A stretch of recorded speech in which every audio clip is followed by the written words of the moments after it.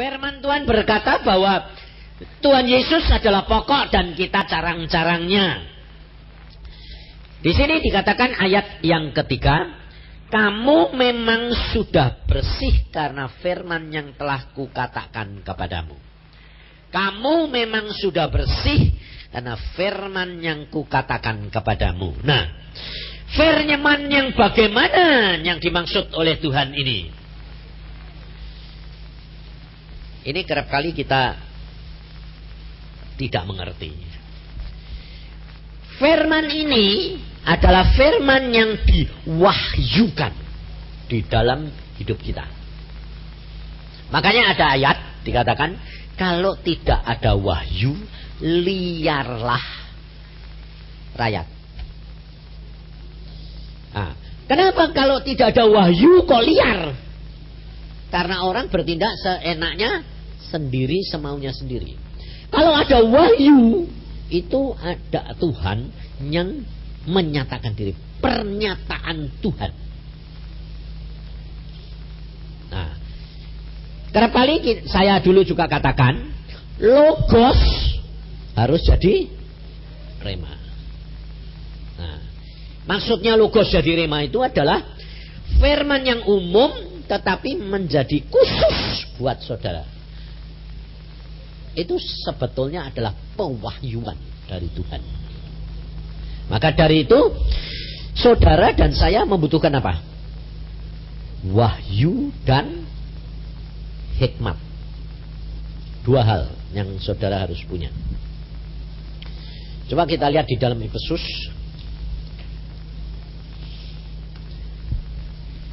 Supaya saudara dan saya nanti mengerti hal ini, kata Rasul Paulus, karena ini penting sekali.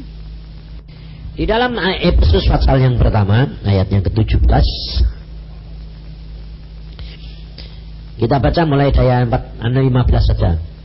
Karena itu, setelah aku mendengar tentang imanmu dalam Tuhan Yesus dan tentang kasihmu terhadap semua orang kudus, aku pun tidak berhenti mengucap syukur karena kamu.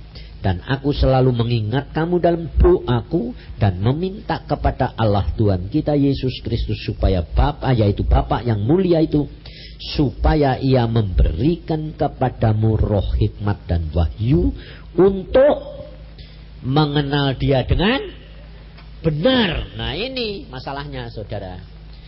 Untuk mengenal Dia, Yesus, dengan benar. Nah, Yesus itu firman. Firman yaitu Yesus. Jadi saudara dan saya membaca firman, tapi saudara tidak akan bisa mengenal firman itu dengan benar. Karena apa? Karena kerap kali kita itu membaca firman, tapi menurut pikiran kita sendiri, penafsiran kita sendiri. Sehingga hal itu tidak menjadi satu kuasa, suatu pengalaman yang luar biasa pernyataan Tuhan. Karena apa? Karena kita tidak akan bisa mengenal Dia dengan benar. Contohnya bangsa Israel. Bangsa Israel itu para imam ahli Taurat menyelidiki Alkitab. Sekolah Alkitab menyelidiki Alkitab. Salah satu contohnya adalah Paulus. Tetapi dia tidak bisa mengenal Yesus. Yesus sudah datang, tidak bisa mau terima, tidak bisa terima. Kenapa? Karena tidak masuk akal. Satu. Kedua, di dalam Alkitab dikatakan Yesus Mesias itu dilahirkan di Bethlehem. Lalu orang Farisi mengenal Yesus, dia orang Nazaret. Dan Yesus disebut orang Nazaret. Sehingga dia berkata, gak mungkin ini Mesias. Kalau Mesias mesti dilahirkan di Bethlehem. Nah, padahal pada waktu Yesus Mesias itu dilahirkan, lalu Herodes memberikan perintah membunuh anak-anak sebaya Yesus. 400 anak-anak dibunuh. Jadi menurut akal, Yesus sudah turut mati. Ini yang menyebabkan kita tidak bisa menerima. Maka dari itu, untuk saudara dan saya itu berpengalaman dan mengenal Yesus secara pribadi, mengenal Yesus dengan benar, saudara harus ngalami dewek. Tidak bisa ikut-ikutan. Tidak bisa ikut-ikutan. Makanya saudara tidak bisa bilang, aku belajar dari kamu sih Pak. Kerap kali kan orang kan kepengennya gitu. Saya bilang, kamu belajar benar, tapi kamu tidak bisa niru. Sebab watakmu sama watakku beda. Kalau kamu niru aku, gepeng. Sebab apa? Sebab ukuran yang Tuhan ukur buat saya belum tentu cocok buat kamu. Saya dengan istri saja tidak sama. Beda. Cara didik Tuhan sama istri saya sama saya beda. Padahal kumpul terus setiap hari yang berdoa bersama, baca firman, tapi tidak sama cara mendidik Tuhan.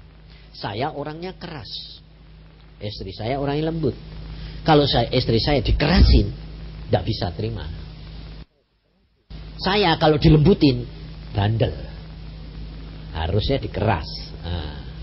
Yang mengenal saudara yang benar itu Tuhan Yesus. Maka dari itu, contohnya, kenapa Paulus setelah orang-orang Efesus ini menjadi orang percaya, beriman, kenapa Paulus itu berdoa? Supaya engkau dan saya punya roh hikmat Yesus Kristus dan wahyu. Hikmat yang diminta oleh Paulus itu hikmat Allah.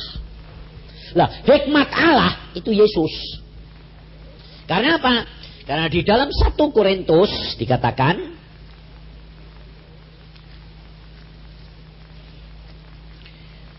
1 Korintus pasal yang pertama ayat yang ke-24. Tetapi untuk mereka yang dipanggil baik orang Yahudi maupun orang bukan Yahudi, Kristus adalah kekuatan Allah dan hikmat Allah. Jadi saudara dan saya membutuhkan hikmat Allah, itu Kristus. Nah, Kristus itu hikmat Allah menjadi satu kebodohan bagi manusia, tapi buat kita itu adalah kekuatan Allah. Lah, kekuatan ini yang disebut di dalam di dalam Kisah Rasul. Kalau nanti Roh Kudus turun, Yesus pergi ke surga, maka kamu akan menerima kuasa. Ya tak? Kamu akan menerima kuasa. Kuasa apa? Nah, ini kerap kali orang Kristen itu pikirnya kuasa mujizat, kuasa apa? Salah, saudara. Coba kita baca di dalam Kisah Rasul. Makanya hidup dengan Kristus itu sebetulnya luar biasa. Saya setelah ngalami baru saya bisa ngerti. Di dalam Kisah Rasul pasal yang pertama ayat ke-8. Tetapi kamu akan menerima kuasa kalau Roh Kudus turun ke atas kamu, dan kamu akan menjadi saksiku. Menerima kuasa jadi saksi. Kalau saksi berarti ngalami. Ngalami apa? Yo, ngerti tak? Ngalami apa? Ngerti? Lo ngalami apa? Ngalami firman. Firman menjadi daging. Nyata. Contohnya apa? Tuhan berkata bahwa Allahmu itu Allah yang maha kuasa. No, ya tak? Sakit sembuh. Ngalami. Ya tak? Itu ngalami. Bodoh jadi pinter. Oh, ngalami. Cacat balik. Oh, ya tak? Wataknya jelek, umpamanya saya diktator, jadi melayani. Ya tak? Tukang merintah, emosional, sabar. Itu kuasa untuk menjadi saksi, artinya kuasa firman mengubah kita. Nah, ini. Makanya Tuhan Yesus berkata di dalam Yohanes 15 tadi apa? Firman-Ku yang membersihkan kamu.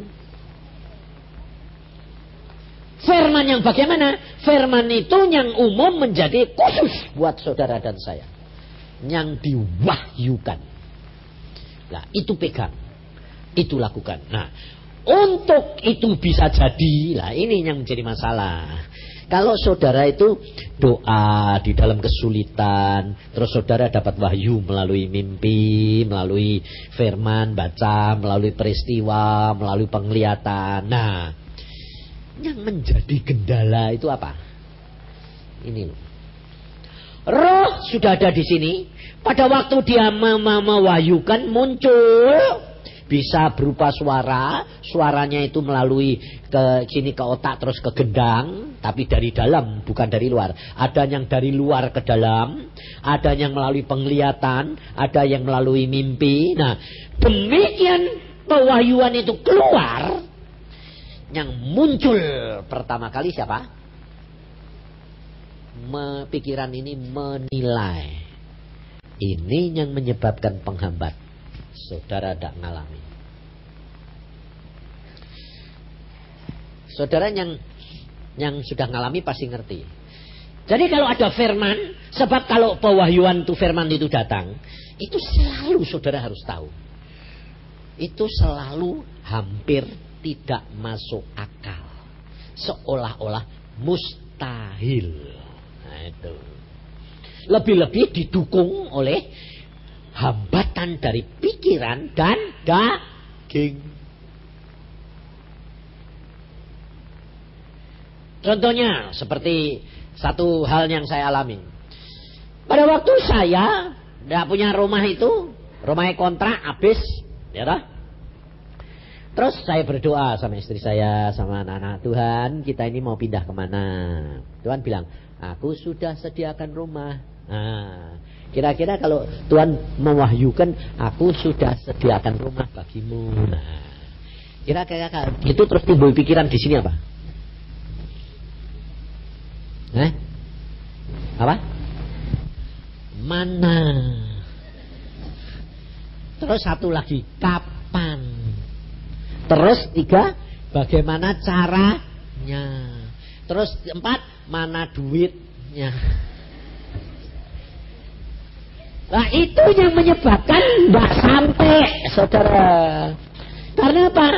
Karena kenyataannya itu tidak ada, duit tidak punya, tidak ada orang datang. Nah, itu masalahnya. Makanya kalau sama firman itu saudara mesti ngalami, saya bilang. Lah, untuk ngalami butuh waktu. Makanya pada waktu itu saya kurang 6 bulan loh, sembayangnya itu kurang 6 bulan. Tuhan, aku ini pindah mana?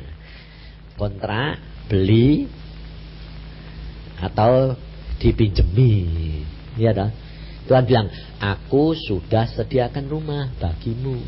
Loh, kita kira-kira ayat begitu itu kemungkinannya banyak enggak? Bisa beli, bisa pinjem, bisa kontrak, bisa dikasih, ya itu macam-macam lah. Nah, yang mana? Nah, terus timbul lagi di pikiranmu, kepengennya yang gratis. Lah itu masalahnya. Padahal ada ayat berkata, makanya selalu saya katakan, kalau baca Alkitab itu mesti semuanya. Sebab nanti kalau sudah ada pewahyuan, itu setan juga pakai ayat untuk menjatuhkan kamu. Tapi kamu harus punya pegangan iman yang sama Roh Kudus ini loh. Itu yang paling aman. Jadi, dan satu kedua, butuh tekad. Makanya saya perlu gini, kalau mau cepat itu mesti nekat. Lah ini yang tidak punya orang. Hampir orang itu takut nekat. Karena orang nekat itu orang bodoh. Bahasa Jawa ini ngawur, delodok. Lah, maka dari itu saudara kerap kali tidak jadi, tidak bisa cepat jadi.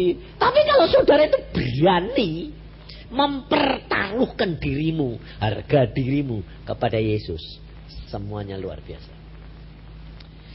Gitu loh. Harus ada nekat. Sebab Tuhan itu selalu kalau mengatakan, di mana imanmu?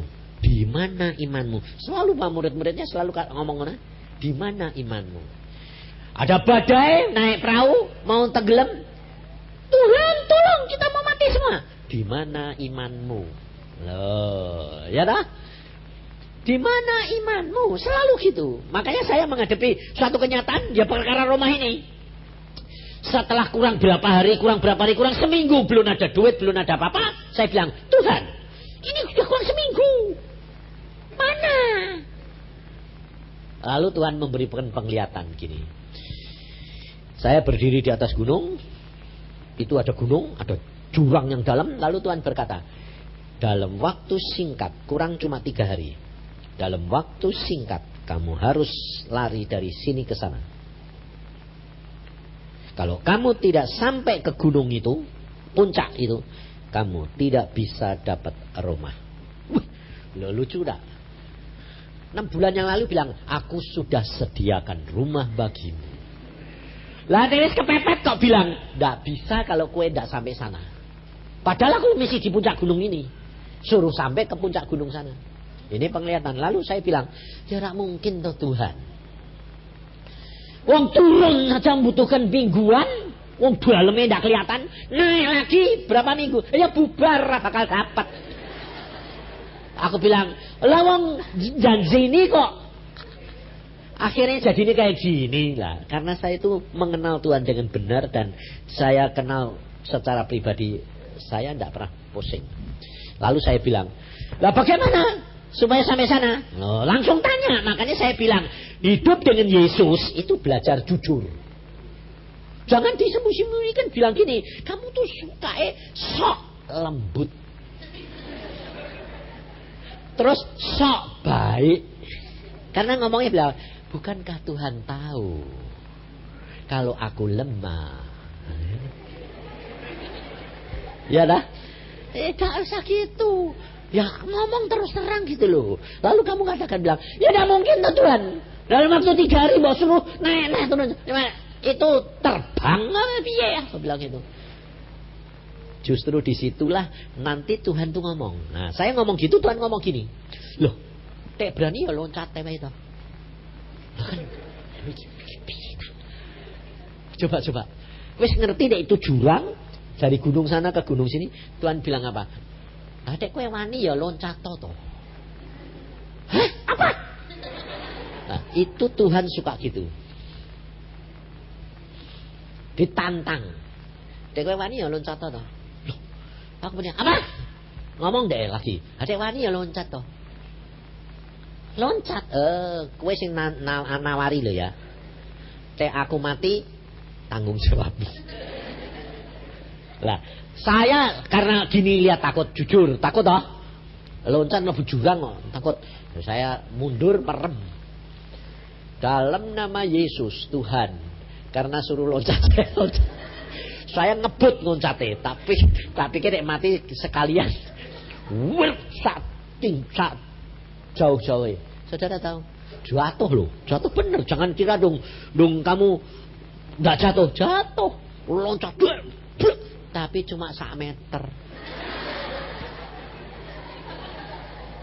Loh kan kaget, jadi kaget aku. Loh, kok sampai bukan di gunung sana.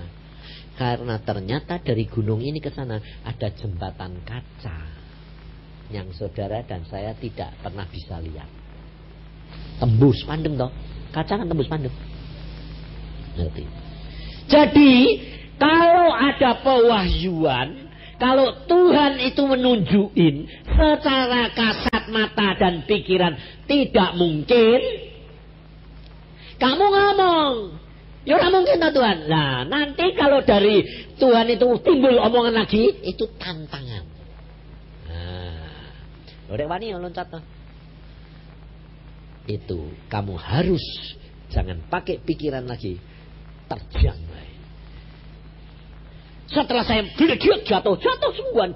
Loh, kok cuma 1 meter? Aku lihat, loh, tak plok. Loh, ada jembatan nih. Wah, ya cepet toh ya. Langsung saya berdiri lari, 1 jam sampai. Lalu Tuhan bilang gini, Lulus. Dan benar-benar saya dapat rumah kurang sak jam. Rasain gue bayangin.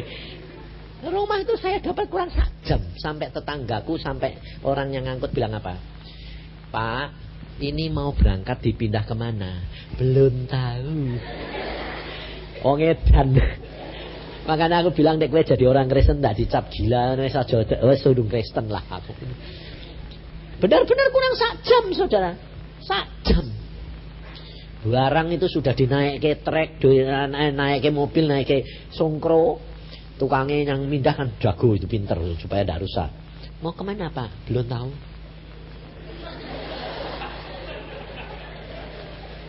Apa Pak? Belum tahu. Loh, pindah ini mau berangkat kemana? Belum tahu dulu. Pak, saya ini kerja 16 tahun. Belum pernah ada orang mau pindah kurang sak jam kok belum tahu kemana. Loh Bapak ini bagaimana sih? Loh memang belum tahu. Ini kita siap berangkat. Kemana? Nggak tahu. Sampai tetangga saya itu loh marah saudara. Bilang apa? Sombong amat. Ditanyai, Pak dokter mau pindah kemana? Belum tahu. Sombong amat. Mau pindah kok tidak boleh diketahui alamat. Jadi kalau ikut Tuhan, saudara harus ngalami apa? Ejaan, diterima salah, ngerti tidak? Disalah mengerti, itu logis. Itu Tuhan. Maka dari itu saudara, kita harus ngalami sendiri. Baru saudara nanti percaya bahwa Tuhanmu itu Tuhan yang luar biasa. Tapi banyak yang ngalami harus apa? Ini loh, kepala ini dipertaruhkan. Nah itu. Tapi kalau mau gitu, mujizatnya tambah gede. Pertaruhannya kepala. Nah, mati berani. Ya, mujizat tambah gede. Luar biasa.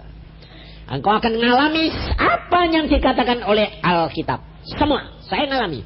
Pada waktu saya di Jayapura, saya mau pulang ke Biak. Nah itu yang ada itu cuma plane sama perahu. Kapal besar ada, kapal kecil ada. Nah, setelah saya selesai konferensi jadi dokter ini di Jayapura, sore itu ada perahu dari kesehatan dari Biak datang, saudara. Lalu saya tanya, loh kamu kok datang? Perahunya itu besarnya cuma 1,5, lebarnya 1,5 meter kali 6 meter, pakai Johnson 2. Nah, dia bilang gini, wah kita mau pulang dokter hari ini ke Biak ya. Nah itu makan perjalanan tuh 6 jam. 6 jam. Ah kok 6 jam? 6 jam baru di tengah 12 jam. Nah, pada waktu itu ini tukang kapalnya saudara bilang gini, kita nanti pulang dokter tapi jam 10. Ngapain? Sebab di Tanjung itu jam 12. Tiap jam 12. Itu tiap hari di Tanjung itu. Mesti ada angin berputar. 2 jam. Nah, mereka sudah pengalaman. Dan yang mati di sana itu berapa kapal sudah hancur, hilang sebab masuk. Nah, saya itu orangnya pada waktu itu tidak sadar saudara. Apa itu Tuhan? Apa itu saya? Apa bagaimana tidak tahu. Cuma saya bisa bilang gini. Saya kepengen pulang jam 5. Apa? Jam 5? Itu persis di Tanjung. Jam 12 dokter mati. Saya bisa bilang gini. Dah. Nanti kita setelah lewat Tanjung, angin ribut baru datang. Mana bisa? Wong ramalan cuaca dan semua mengatakan antara jam 12 sampai jam 2 jangan lewat Tanjung. Karena di situ pasti terjadi badai. Saya pada waktu itu punya wibawa ngotot saudara. Saya bilang berangkat. Kalau mati kan aku ya mati. Kamu punya istri punya anak, aku ya punya istri punya anak. Masa kamu takut? Loh, bukan takut gitu dokter. Kalau mati kan sia-sia di situ. Oh enggak. Kamu kan anak Tuhan. Saya bilang gitu, saudara. Kamu anak Tuhan. Aku anak Tuhan. Kita berjalan di dalam Yesus. Bisa memerintahkan angin ribut seperti Tuhan Yesus. Mundur, jangan datang sekarang. Nanti kalau aku sudah lewat. Nah. Itu orang Irian 4 itu berani, saudara. Dia bilang, kalau dokter berani, saya berani. Oke, jalan, saudara. Setelah di sana, saya lihat sendiri lah. Itu lihat. Setelah berani gitu, sudah di sana. Awan tuh gelapnya itu kalau mau ada badai kan kelihatan. Wah, loh dokter sudah datang. Kita berhenti saja dokter di sini. Itu kurang 1 jam loh saudara. Kita berhenti di sini. Sebab itu persis nanti kita di Tanjung, itu persis di tengah. Muter dokter. Wah, aku bilang kerasnya loh. Wah, dokter belum ngalami sih. Kalau sudah ngalami dokter sendiri ketakutan. Enggak, sudah lewat aja lah. Aku bilang, ayo jalan, saya yang doa, jalan. Dokter ini kok nekat. Kalau mati, mati bersamalah. Aku bilang. Akhirnya jalan saudara. Jalan. Persis di Tanjung. Itu awan gelapnya kayak gitu itu di persis di tengah. Saudara tahu, saya dengar anginnya aja ngeri. Awan tuh muter. Wih, pantesan. Ini kalau sampai tanu kan air itu kayak disedot. Oh, pantesan kayak gini. Anginnya itu. Lah ini perahu kan kecil. Aku bilang, cepet cari. Teluknya itu masih setengah jam dokter. Ini sudah mulai hujan. Aku bilang, lah dokter tadi nekat toh. Di situ saudara, saya itu benar-benar, makanya saya ngalami bilang, mengikut Yesus itu ngeri sedebil dong. Wah, aku bilang, Tuhan, aku sudah tadi ngomong loh ya. Ampun, aku ngomongin salah, tapi sekarang ini tolongin dong. Saudara tahu? Orang Irian dibilang, wah tapi ini mujizat dokter. Langsung dia ngomong, tapi ini mujizat dokter. Biasanya enggak hujan dulu gini. Langsung baru hujan. Ini kok hujan dulu, anginnya belakangan. Kemudian sebab kita diberi kesempatan untuk pergi. Setengah jam masuk saudara, belas. Saya di Teluk saja. Ini perahu saya naik 1,5 meter, naik turun. Itu di Teluk. Sudah nyumput di belakang karang. Itu perahu saya itu 1,5 meter tuh naik turun. Aku bilang kayak gini. Lah ya ini tadi kalau di sana bagaimana dokter? Kita sudah semua di bawah laut. Aku bilang tapi Tuhan kan luar biasa toh. Setelah itu saya baru tahu. Saya bilang Tuhan aku ini kok kurang ajar. Nah kali luar biasa. Tuhan berkata apa? Berpetualangan dengan aku. Saudara, berjalan dengan Tuhan itu luar biasa. Aku ngalami 1 kali di situ, 1 kali karam kapal, 1 kali mesinnya putus. Pakai perahu itu saudara, 1,5 meter kali 6 meter itu, mesinnya mati di tengah jalan di lautan teduh. Sama 2 orang toh, ini udah 4, 2 orang sama 2 orang Irian itu bilang gini, dokter, apa? Mesinnya putus. Mesin dua-dua putus? Iya. Lah terus? Lah enggak tahu kita ini nanti sampai mana. Itu di tengah lautan teduh itu selam panjang pandangan tuh enggak ada daratan. Bayangin saudara. Aku ngalami. Makanya itu di situ tuh saya tidak takut. Saya bisa apa? Bisa mengucap syukur. Saya bilang, kok indah ya malam. Kok bintangnya kok banyak kayak gini. Bagus ya. Nggak hujan, nggak angin soalnya. Bagus ya. Ini kita nanti sampai berapa lama? Lah nggak tahu dibawa arus kemana. Loh, kamu ini kalau untung ke Guam, ke Filipina. Hah? Ke Filipina. Saya sudah 2 kali dokter ke Filipina. Tapi enak oh dokter, nanti sampai sana terus dipulangkan sama kedutaan, dibayari. Oh, kamu nakut-nakutin, aku bilang gitu. Anda sudah biasa. Tapi aku berdoa gini, Tuhan, aku mau ngalami kayak Paulus. Kampul-kampul di tengah lautan gini, Tuhan. Sehari semalam loh saudara. Sehari semalam. Tidak makan kelapa muda. Bayangin. Nah, sebetulnya mancingnya itu gampang. Pakai sapu tangan itu ikan tongkol itu langsung disamber. Nah, tapi mau dibakar apa? Mau makan mentahan ya bisa toh ya. Akhirnya kelapa muda terus saya makan nih. 1 hari 1 malam. Tapi saya berdoa. Saya bilang, Tuhan, aku mau turne ke Numfor. Ini kalau tidak sampai ke Numfor ya aku kemana ini Tuhan? Hilang. Istriku nanti bingung. Saudara, Tuhan tidak ngomong gini, jangan takut, jangan khawatir. Tidak. Tuhan ngomongnya apa?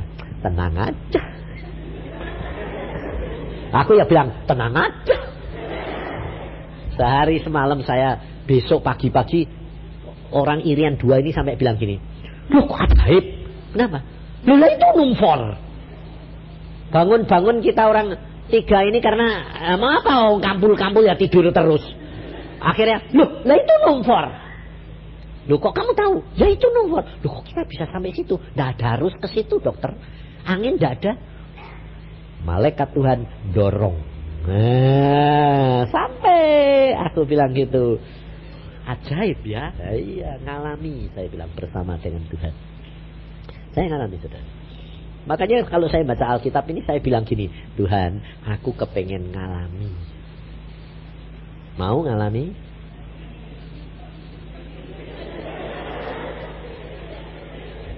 Mau ngalami? Amin. Mesti punya iman loh ya. Punya Yesus. Kalau kamu tidak punya Yesus, gepeng. Sampai mana nanti? Maka dari itu Tuhan Yesus berkata apa? Firman-Ku yang membersihkan kamu. Jadi kamu akan mempunyai kekuatan, kemampuan untuk menjadi saksi. 1. Kedua, peringatan ini kamu harus perhatikan. Di luar aku, kamu tidak dapat berbuat apa-apa. Di luar aku, kamu tidak dapat berbuat apa-apa. Jadi saudara harus ingat. Dan itu mesti mbok omongkan sama jiwamu. Jiwamu mesti mbok omongin. Sebab yang menjadi penghalang yang pertama adalah jiwa. Yang kedua adalah daging. Kamu harus ngomong sama jiwamu setiap saat. Kamu bisa apa? Di luar Yesus, kamu tidak bisa berbuat apa-apa. Ini yang dikatakan, perkatakan firman Tuhan setiap saat. Perkatakan firman Tuhan setiap saat. Itu sebetulnya permulaan daripada apa? Brainwash. Orang komunis, kalau mau mendidik laskarnya, saudara tahu apa? Di brainwash. Tidur siang malam di suara perintah itu harus taati perintah, taati komandan. Itu saudara harus brainwash. Perkatakan firman. Ini ada orang waktu kecil terjadi perdarahan otak. Jadi rada aneh. Lalu dia bertobat. Setelah bertobat, dikatakan sama hamba Tuhan itu, ambil ayat-ayat penyembuhan. Omong terus. Lalu itu ditip. Setiap hari tidur bangun didengerin terus ayat kesembuhan Tuhan. Saudara tahu apa terjadi? Satu saat dikeplok Tuhan. Kepala itu dikeplok Tuhan. Dia bilang, aku sedang dengerin Pak. Sedang serius gitu. Waktu dikeplok Pak. Belakangku ini dikeplok orang. Plak. Tak pikir. Mama jengkel dong pikir. Lo ngajak sepanengnya dikeplok. Dia bilang, tak ada orang. Langsung takut saya Pak. Tapi sejak itu saya mengalami kesembuhan total. Dan pada waktu saya berdoa saya baru tahu yang ngeplok aku itu Tuhan. Karena otakku ini yang sudah berubah. Keplok plus sembuh. Ngerti? Jadi Tuhan tuh mau nih nyembuhin kamu itu jangan dengan caramu aneh-aneh. Gak bisa ngerti. Di samping itu kamu tidak akan tahu, loh kok aku kok mampu, loh aku kok bisa, mengapa, bagaimana, tidak akan tahu. Makanya jangan mulai mikir, mulai membatasi. Tugas saudara adalah begini, caranya supaya ada beberapa hal. Nah, hal yang pertama, di brainwash tadi. Dengan firman katakan, memperkatakan firman. Terus. Itu jadi satu. Yang kedua, kamu berimani, ya, berpikir positif. Aku yakin dengan sebisanya melakukan firman. Itu butuh waktu yang lama. Yang ketiga adalah apa? Yang ketiga itu hanya kamu duduk diam, baca firman, lalu berdoa, tanya Tuhan maumu apa. Tunggu pewahyuan dari Tuhan. Itu yang paling cepat. Tapi manusia, kekristenan paling enak, paling seneng adalah ngimani. Kepengen atu tak imani. Nah, ya, itu 75% gagal dan kebanyakan kecewa. Lebih berhasil memperkatakan firman. Firman itu jadi iman. Tapi yang paling cepat adalah tanya Tuhan Roh Kudus mau apa, dapat wahyu, jadi. Nah, ini cara-cara yang saudara dan saya itu harus lakukan. Mengapa? Karena Tuhan di sini berkata, jikalau engkau di dalam aku dan firmanku di dalam kamu, minta apa saja, kamu dapat. Yang dikatakan Tuhan itu adalah tingkatan penyerahan yang total. Nah, jadi kalau engkau di dalam aku, kata Yesus, berarti kamu menyerahkan diri di dalamnya Yesus, Yesus yang menetapkan. Nah, itu penyerahan yang total. Itu sebetulnya iman yang bulat. Itu. Penyerahan total itu iman yang bulat. Itu beda dengan masa bodoh. Kalau masa bodoh itu dosa. Sebab saudara tidak percaya. Tapi kalau penyerahan total itu percaya bahwa Tuhan pasti bertindak buat saya. Dan aku mengucap syukur senantiasa. Biarpun apa yang kamu lihat, kamu dengar tidak menunjang. Makanya Tuhan Yesus berkata, untuk itu kamu harus ngalami. Nah, saya ngalami saudara. Alami setiap firman alami, setiap firman alami, setiap firman alami. Akhirnya saya bilang, wah ternyata percuma kalau saya tidak menyerah sama Tuhan. Udah, makanya kalau sakit, kalau menghadapi kesulitan, selalu saya ngajar saudara bagaimana? Begini. Kamu di dalam sakit, kalau kamu sakit, kamu berdoa. Tuhan, aku sakit. Ini pasti aku berbuat salah, dosa. Nah, mari Tuhan Roh Kudus tunjukkan dosa-dosaku. Ingatkan dosa-dosaku. Nah, nanti pasti kalau saudara itu sabar, tenang, percaya, pasti diingatkan. Tidak mungkin tidak diingatkan. Karena Tuhan itu luar biasa. Kan tadi pagi ya saya katakan di dalam Yeskiel 36 berkata toh, ada waktunya nanti aku akan mencurahkan air jernih untuk mentahirkan kamu. Dan rohku akan ada di dalam batinmu. Dan kalau kamu bertanya kepadaku, aku jawab. Kalau kamu mencari aku mendapatkan aku. Jadi itu janji Tuhan. Tapi hari-hari ini saudara, buat saudara, makanya hari-hari ini belajarnya adalah dari sudut saudara. Sebab biasanya dari sudut Tuhan. Dari sudutnya Tuhan itu adalah Tuhan memberi. Tapi dalam hal ini firmannya beda. Sudahkah kamu siap menerima berkat Tuhan? Jadi tergantung kamu. Makanya hari-hari ini belajarnya ditekankan selalu kamu siapkan, kamu siapkan, kamu siapkan, kamu siapkan. Yang pertama adalah kamu mau. Itu yang pertama. Meskipun kamu sadar kamu tidak mampu, tetapi kamu mau. Satu.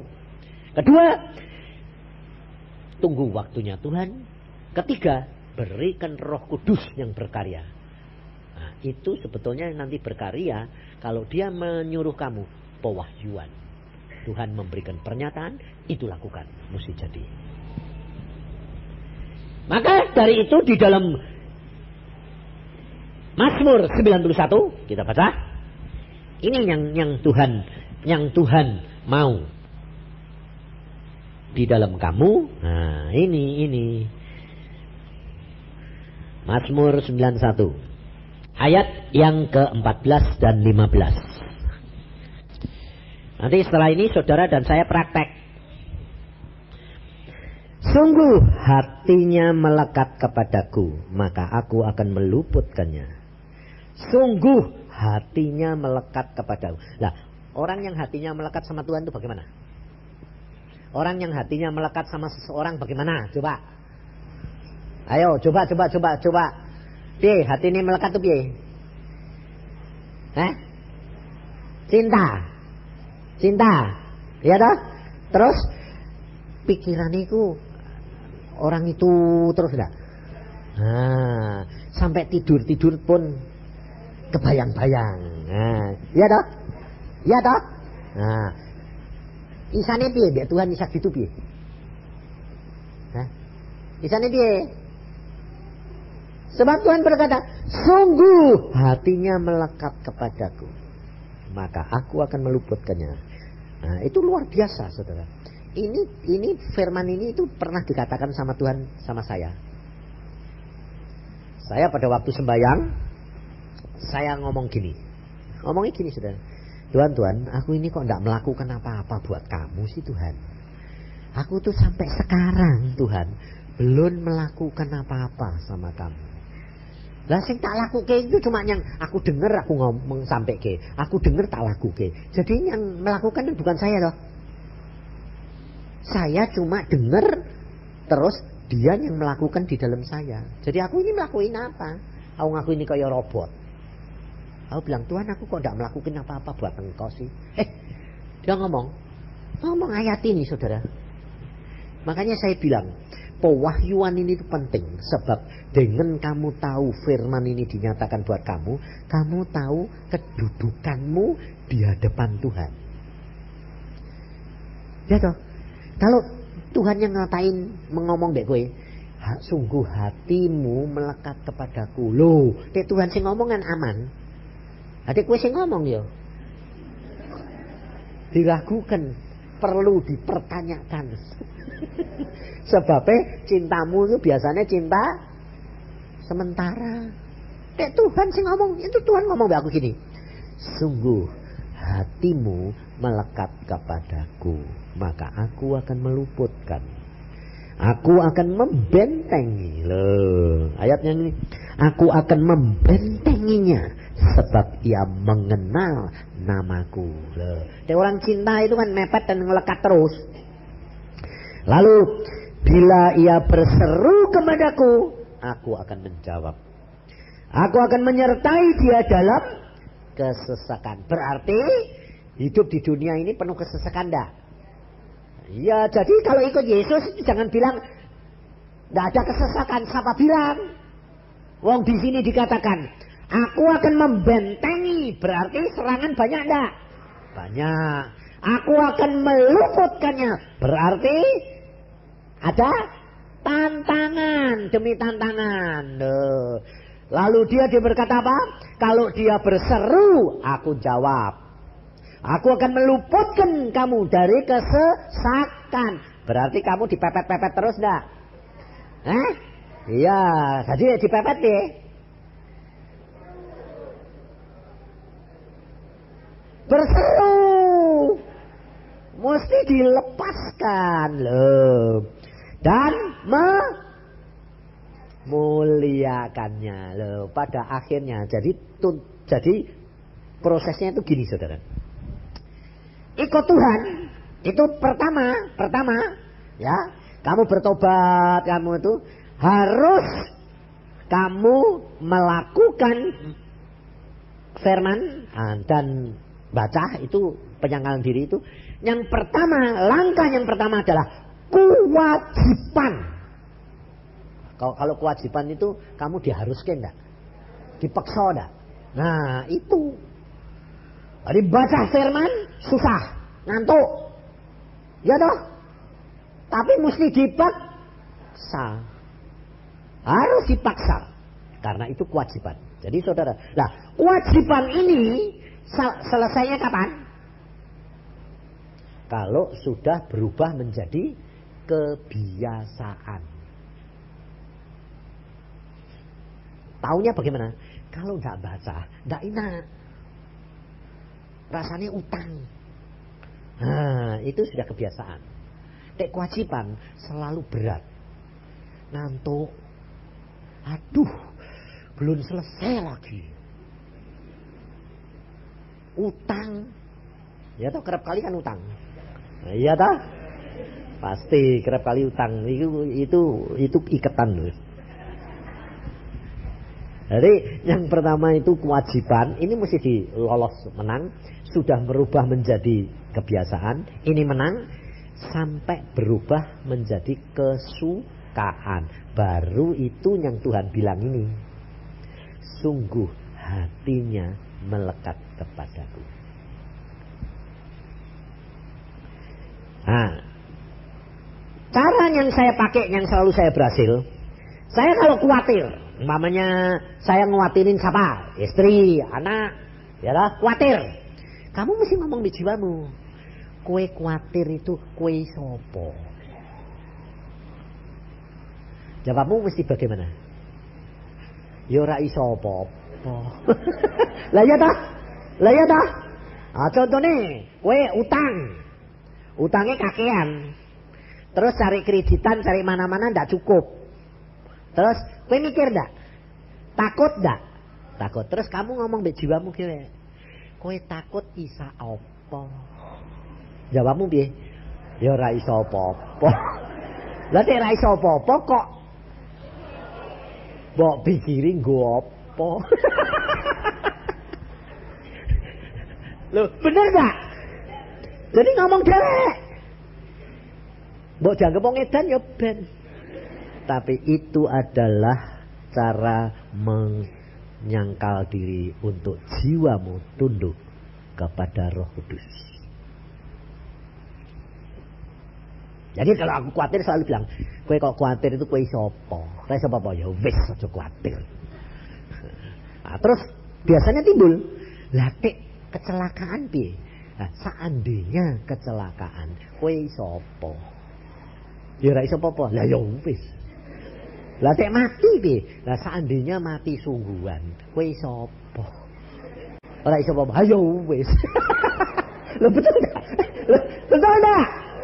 Lah, wong yang Tuhan bilang Tuhan menetapkan langkah-langkah orang yang berkenan. Lah wis piye? Kalau dia maune gitu, kowe sapa?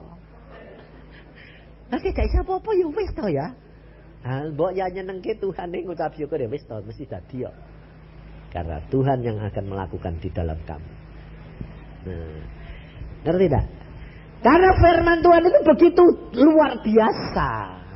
Nah, dan saudara melangkahnya begini. Nah, ini nanti saudara kan tahu. Saudara punya kesulitan sendiri-sendiri ada toh? Ada toh? Ada. Sawangnya ada toh? Tadi siang saya bicara tentang sawang. Kotoran itu ada, ya toh? Nah, tetapi tadi siang ada penglihatan bahwa buah-buah anggur itu besar-besar sudah disiapkan buat kamu. Betul toh? Nah, itu tandanya bahwa kamu akan menerima itu buah, tapi buah itu yang kamu terima menjadi benih. Ngerti? Jadi jangan aku sudah terima, terus dong itu mbok anggap satu-satunya yang tidak bisa. Itu benih. Nanti dari situ tumbuh. Nah, cuma aku tidak tahu anggur ini ono isine ta.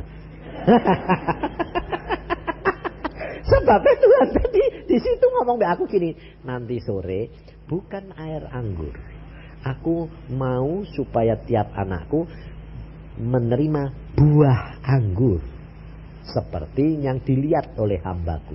Aku mau memberi mereka itu buah, bukan air anggur. Jadi tidak perjamuan. Loh kok aneh meneh, aku bilang. Lah ini tadi dia bilang, ini merupakan benih yang Tuhan berikan. Benih apa?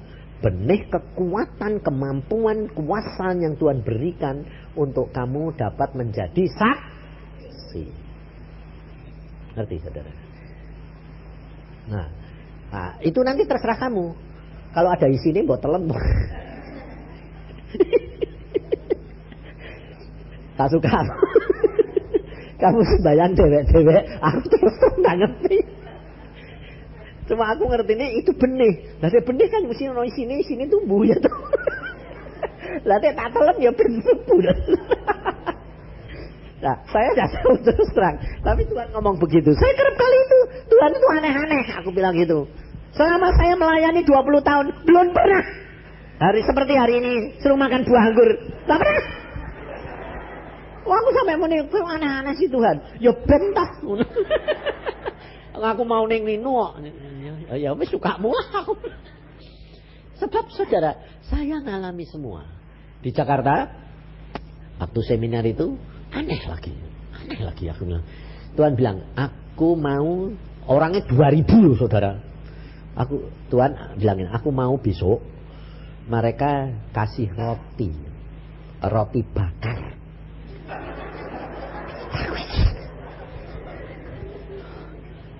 Buat apa? Mereka akan aku beri roti seperti waktu Elia mau berjalan. Dia tak kasih makan roti bakar supaya mereka kuat menghadapi perjalanan yang begitu berat. Ya wes, aku cuma nurut. Aku bilang besok nyediain kue roti. Pokoknya roti bunder-bunder bakar tapi. Loh, itu model apa? Panggang. Roti bakar roti panggang loh ya. Dipanggang, pokoknya bunder-bunder, cari kowe gawe oh yo ada, langsung yang bilang, oh ada, bonku ada, tak pesan 2000 bisa, wes beri. Saudara tahu, setelah itu diberikan, belakangan baru orang pada bersaksi. Ada satu ibu kaya raya, dia bilang, waduh Pak, saya sampai sekarang nggak tahu namanya, cuma dia ngomong sama saya. Saya dijemput pada waktu saya khotbah di tempat lain, bilang, loh, saya dijemput pakai Mercy-nya yang baru, terus saya bilang, waduh Mercy ini, aku mau saksi kok Pak. Kenapa? Aku khususnya yang jemput kamu karena mau saksi. Kenapa? Setelah saya menerima roti itu Pak, waduh Tuhan luar biasa. Kenapa? Seminggu kemudian saya menghadapi musibah yang kalau itu dulu hancur rumah tangga saya, berantakan Pak. Kenapa? Suamiku punya simpanan tahunnya ketahuan. Udah lama lagi. 8 tahun. Terus saya terima telepon Pak hari itu. Siapa? Mau cari siapa? Cari suamiku. Apa ngomongnya? Suamimu namanya siapa? Suamiku. Loh. Di situ luar biasa. Saya nerima telepon itu kok tenang. Ada kuasa, ada kekuatan yang luar biasa. Saya bisa lembut melayani dia sampai akhirnya saya temuin suamiku tak temuke bertiga konferensi. Lalu suami saya bilang, saya bilang, aku ndak berani ngomong mah sebab aku tahu kalau aku ngomong rumah tangga kita mesti hancur. Kenapa kok sampai aku tahu? Kalau kamu sudah tahu berarti waktu Tuhan. Suaminya anak Tuhan juga loh. Jadi jangan kaget. Loh, itu kelemahan loh. Dulu saya juga punya kelemahan kayak gitu. Jadi itu kelemahan, saudara. Tapi yang penting kan pertobatan, betul nggak? Lalu pada waktu itu suaminya bilang, aku bertobat toh Pak, Mah. Dan saat seperti ini, memang aku sudah berunding sama dia. Aku mau lepaskan dia, aku mau kasih bagian dia, tapi aku mau dengan engkau saja. Bayang. Tuhan, dia bilang, Tuhan luar biasa. Atur begitu rupa Pak. Saya bisa tidak sakit hati. Malah saya bilang, ya sudah. Kamu sayangi dia, kasihin dia. Sudah dilepaskan dan diberi bagian. Supaya dia bisa menikah, dia bisa berumah tangga. Kamu tetap sama saya. Suaminya sampai nangis-nangis sampai kayak begitu. Sejak kapan mah? Kowe itu kok bisa punya hati kayak begitu? Penuh pengampunan, penuh pengertian. Kok kuat ngadepi kayak gitu? Enggak jengkel, enggak marah. Dia bilang, sejak itu Pak, rumah tangga saya dikembalikan seperti bulan madu pertama. Kasih yang mula-mula mengalir kembali. Saya malah merasa bahagianya luar biasa. Padahal kalau dulu Pak, oh jangan tanya ini, sudah ada bisa terima ini Pak. Ini macan betina ini. Loh, lalu dia bilang, itu kalau tidak Tuhan dan saya alami sendiri, tidak percaya bahwa apa yang Tuhan berikan itu luar biasa. Semua yang disediakan Tuhan suatu anugerah buat engkau dan saya. Amin. Mari kita berdoa. Tuhan, firman-Mu sudah hamba sampaikan. Engkau lihat sekarang keadaan anak-anak-Mu di tempat ini Tuhan. Hamba-Mu percaya kalau hal ini Engkau katakan, jangan khawatir akan hari esok anak. Percayalah, semuanya sudah ada di dalam tangan Tuhan-Mu. Maka dari itu sekarang ini saudara kemukakan masalahmu. Dan percayakan, pandang dia saja. Jangan mulai memikir dengan cara dunia mengintai lagi pengintai-pengintai yang akan membuat kita lemah. Kita tidak perlu khawatir akan hari esok. Hari esok kamu berjalan dengan Tuhan. Dan Tuhan sanggup menolong kamu. Yang penting sekarang saudara bertobat. Karena saudara sudah mulai memalingkan diri, mencari cara jalan keluar seperti dunia ini. Engkau bukan berjalan dengan pikiran, tapi engkau berjalan dengan iman. Pandanglah akan Yesus Tuhanmu, maka engkau tidak akan bimbang dan ragu. Kamu tidak akan lemah, karena benteng Yeriko yang demikian tebal hanya dengan sorak-sorai. Benteng itu dengan runtuh dengan sendirinya. Tidak ada yang mustahil bagi Allahmu.